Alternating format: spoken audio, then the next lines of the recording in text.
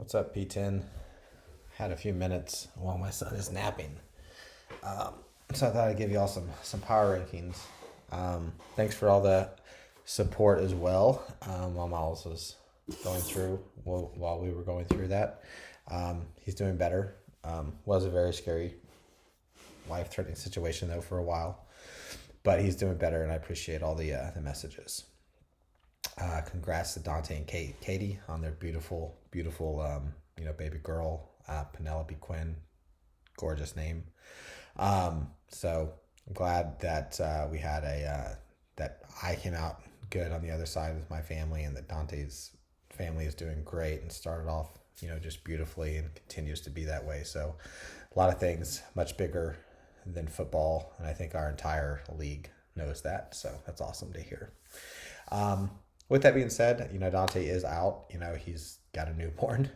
That's a lot, not a lot of sleep going on. So I just wanted to do a quick video, go over some, updated rankings, which there's going to be some big shifts from the beginning. Obviously, Dante's not here to give his input, which is good because, you need Maverick in there. You don't need Goose. He's not, he's not ready to beat Maverick. He's close though. But let's start with the rankings. And since we're on the subject of Dante, we'll start off with him. And we are not going 1 to 10. We are going 10 to 1. This is not even a judgment call. This is absolutely the worst team in the league. It might be the worst team that he's ever put together that I can remember. I thought it from the beginning. I did give him a little bit more respect. But I told him I did not like CEH. I do not like James Robinson. Okay. Too many mouths to feed in Tampa. So Herbert, what did I say? He's a good quarterback, but he's outside the top 20 right now in fantasy quarterbacks. That's not going to cut it at all. There's a waiver wire guys that are probably better than that right now. Devontae Adams, obviously he's a great player, but still I don't know if he's found the end zone or not. I can't remember. But, he's averaging 16 points, very respectable, but that's outside the top 20 as well. So this is not a judgment call. Amari Cooper is 5th only because of that first week. Didn't do well the second week. This is not a good team. This team will not make the playoffs. I'll just say that right now. He's 0-2. I don't know who he's playing this week, but it's not a good team. So going actually into number 9, which is actually who Dante plays, is a team that I had ranked pretty high. Again, these rankings are flipped, but down with the patriarchy. Josh Allen is coming on late. The first game was really brutal. Eckler is doing okay. Carson, not as good. Tyreek's Tyreek, but Justin Jefferson, the keeper, not doing what we thought he would do. Luckily, Jamar Chase is doing much better. Devontae Smith, why is he starting? Why is he a starting fantasy wide receiver? He's on one of the worst teams in the league. He's got a quarterback that's just subpar. This is not a good team. I like some of the pieces. I think there are some moves maybe that could be made. I don't see this team making the playoffs. I'm very sorry. But yeah, that's about it. Number 7, this is the last 0-2 team. And just because you're 0-2 doesn't mean you have to be, it has to go in order. But looking at these teams, I couldn't rank them higher than what they are. At number 8, I've got King Papaloo. Now, King Papaloo's team has opportunities to turn it around, though. He's got, a decent matchup this week with Team Ain't Worth It, who we're going to talk about soon. Adam Thielen, he's still beasting. Alvin Kamara, he can turn it on. Okay, Aaron Rodgers, we saw what he did last night. Darren Waller, monster. Okay, Metcalf has not turned it on yet, can still get there. So this team has a chance to go the other way. So I still like this team's outlook. Number 7, and this team's sitting with a 1-1 record. I don't think we have any winless teams from here on out. And this is Team Ain't Worth It. Again, we had this team ranked 8 and 9, I think, at the beginning of preseason. So he's moving up a little bit. Najee Harris not doing anything. Dalvin Cook saving grace. Jalen Hurts doing pretty well overall. I think he's really living off that first week still. I don't think he did. He had 23 points last week. But Dallas Goedert, is he going to be a tight end that you want to rely on in fantasy all year? Cortland Sutton, that's going to be a very defense-heavy, run-the-ball, time management team with Denver. And then you got, Allen Robinson, but he's not doing well because they have a quarterback issue in Chicago. Mike Evans, I don't like Mike Evans. But so, this team's got a chance to go the other way.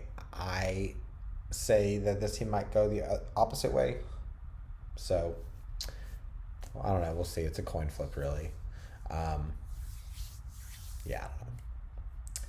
Number 6. So now we're getting into some playoff teams. These are teams we expect to be in the playoffs most likely. We're going to start off with Binky, Kittles, and Bits. All right. Kyler Murray, number 1 fantasy quarterback, and then Tyler Lockett, number 1 wide receiver in fantasy. Tyler Lockett cannot keep that up. We've seen that last year. He has these spurts where he does this. I had him, I know. They will trade off. Metcalf will have these explosive weeks, and Tyler Lockett will have 4 catches and 70 yards, which still is respectable. But, then you got Kittle, who's not doing anything because that's a run-heavy team. Melvin Gordon will not keep up what he is doing. In fact, that's a guy I would sell high on right now. Aaron Jones. If Aaron Jones keeps playing the way he played last night, she's going to be a top 3 team competing for a bye. If Aaron Jones does and Kyler Murray keep doing what they did, then she's a lock for the a top 4 seed. Number 5, we got the reigning champ. So I was right on Jonathan Taylor. He's regressed. I was wrong about Nick Chubb. He has not regressed. He is balling out. CeeDee Lamb, 1 good game, 1 bad game. We'll see what the true situation there is. Looks like Dallas is trying to run the ball more. DJ Moore, solid. Mark Andrews, solid, but not playing well yet. Chase Edmonds, solid. Stephon Diggs, beast, but it's only had, the 1 touchdown so far, I believe. But Stephon Diggs is going to get there. He's going to get his, I promise you. And the Niners D, solid. So this is a really solid team. This is a blue collar type team. Number 4 is going to be my time. It's going to be yours truly. So I start off at number 1. Well, my rankings. I think Dante had me at 6. So I got my time at 4, and Russell Wilson balling out, number 4. You got Christian McCaffrey, number 2 wide receiver. Robert Woods still coming on very, very slowly. Cooper Kupp's been eating, but that will flip some weeks. Keenan Allen playing decent. Should have had a touchdown last week. There was a bad motion call. Barkley starting to get more touches, starting to get more yardage. I think he's starting to find his feet a little bit, and this is a good week. He's getting Atlanta this week. But Kyle Pitts started getting it going last week as well, eating up catches. So, maybe I'm being a little biased. I think I'm just looking at my entire outlook of my team with the running backs that I have. I just feel really, really good about my spot. So I got me sitting at 4, but I could easily be 5, maybe even 6. But I got me at 4. Number 3. Maybe this guy's trying to be relevant again. Martin Scorsese. What I will say about this team, though, is there's a little bit of smoke and mirrors with this team because he's undefeated right now. So Dak had 1 good week, then a bad week. Zeke did have 18 points last week, but he was not the better running back on the team. Joe Mixon playing great. McLaurin starting to get going. Kupp balling out. So really my big thing about this team is, can they keep up this type of production? I don't think so. I don't think he's going to continue to have this type of success, but I think he is a playoff team. I think he's a 5 and 6 seed at the end of all this, maybe higher. It really depends on Zeke. What is Zeke gonna do? Number 2, we have Brady's bunch. Brady, I was dead wrong about him. I'll have to just own that. But he is just balling out. I just cannot believe it. Travis Kelce, balling out as usual. But here's the thing. Kareem Hunt. Antonio Gibson. Okay. Calvin Ridley. Not yet. That's a bad team, Atlanta. Jalen Waddle. So he's really just basing this. I mean, he's getting between Kelce and Brady 66 points a game. So he's just needing, basic, production from these other guys. So if those two guys don't produce those numbers, he's going to be in trouble. So he is very susceptible here. Does not have a great bench. So just keep that in mind. And then this has got to be the shining moment in this fantasy player's career. It's week 2, but starting off the year ranked number 10 and coming out undefeated, beating me last week. Team Whoppers. And this team is good. And I didn't think so. I think they were. Because you got Patrick Mahomes. We don't need to talk about him. Derrick Henry, just 55 points last week. I mean, I know he's not going to do that every week, but he's not going to lay too many duds. I thought he'd regress a little bit. It's week 2. It's early. I told you I was a big fan of the Damian Harris pickup. I think he's going to be pick. He's going to do really, really well. Godwin, less of a fan, but Debo's balling. I don't know that he can keep up that production, but he's balling. T.J. Hawkinson will keep up this production all year. He will finish as a top 3 tight end. I think it will, obviously Kelsey's 1, and then it's going to be between him and Waller on who is 2. Baller. So some negatives, he's lost Landry, who wasn't doing anything. He's lost Mostert, whatever you call his name. But I think he's got some potential here with Sony Michel, coming in and doing really well. So, I don't know. We'll see. This team needs to stay healthy, though. That's what I would say. So let's jump into some picks. Team Whoppers versus reigning champ. So this is a good game.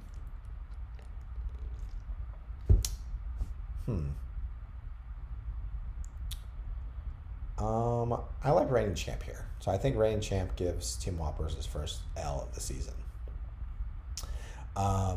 Then we got King Papaloo and Ain't Worth It.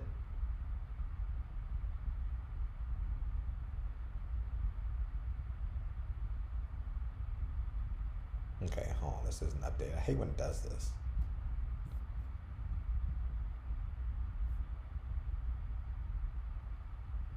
Okay, so King Papaloo.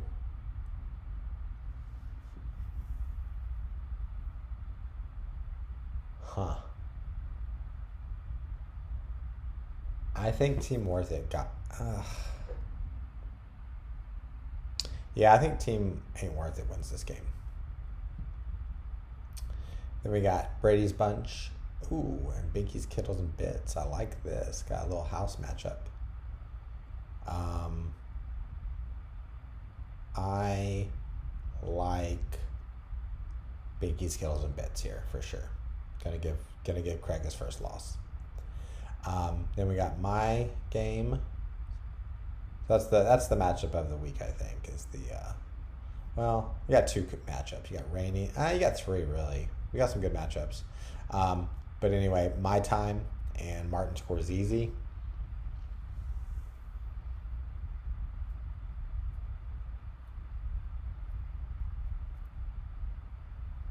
I think I win this week. I think Barkley has his best game of the year for sure.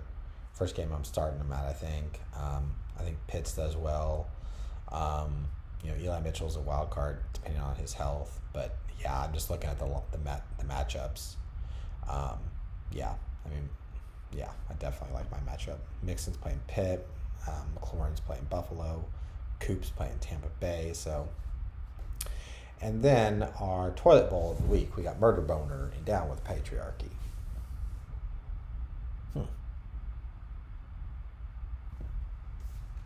It's like someone's got to win, right? Maybe they'll end in a tie.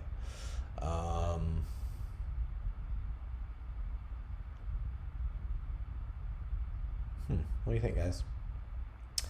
I think that Down with the Patriarchy is going to win this game, put Dante into an 0-3 panic, where I wouldn't say he's going to do a fire sale or anything like that, but he's going to maybe start thinking about next year and what the best keeper that he can get in the league is with the best value at that point. But it all depends on how many games behind you are for that 6th spot at the end of the day. So anyway, that's it, guys. Love y'all. Bye-bye.